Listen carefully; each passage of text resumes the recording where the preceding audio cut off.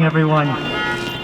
I think it's absolutely incredible that in just a couple weeks, it'll be March again.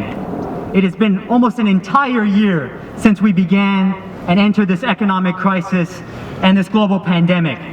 But on the other hand, that also means the government had an entire year, 12 months, to come up with a program to pass policies that would immediately address this crisis, that would bring relief to the people who need it the most, the American working class.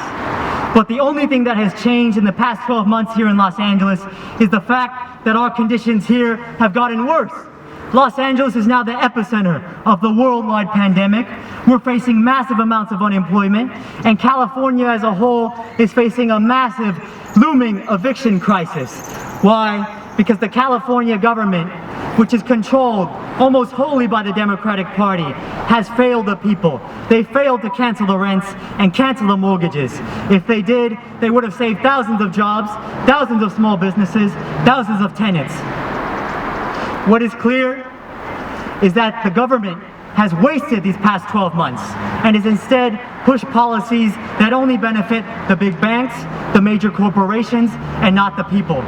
From day one, the government on a state and federal level had both the power and the money to do what was necessary to end this crisis and make sure it didn't last a whole year. They could have canceled the rents and mortgages. They could have made a Medicare For All system to coordinate our attack against the virus. They could have brought reparations to Black America, to the Native Americans. They could have given full rights to immigrants. They could have passed college tuition, especially here in California, where the Democrats control and have a complete supermajority. In the state Senate here in California, there are only 9 Republicans out of the 40 seats in the Senate. That means 31 seats are Democratic controlled. Nothing happens in California without the Democratic Party's consent. So every single misery, every single crime that has happened and been perpetrated here during this crisis is 100% the responsibility of the Democratic Party here, and their incapability to represent ordinary people's needs. From day one, back in March, when we were fearing the worst, what did the federal government do?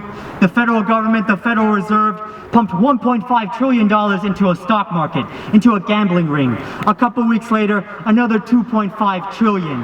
What did Congress do?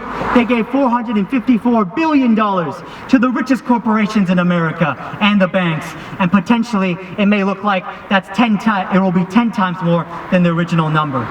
That is what they chose to do instead of canceling the rents, instead of giving us free health care in the middle of a global pandemic.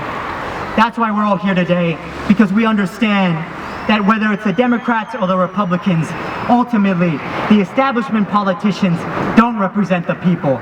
This pandemic has exposed that at the end of the day, they represent the rich ruling elite, the banks, and the corporations.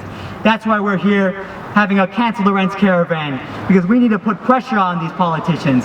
We understand that if we want to survive this pandemic, this economic crisis, we have to unite and build a mass movement of working and poor people to fight back, to put pressure against the politicians, because they won't do it themselves.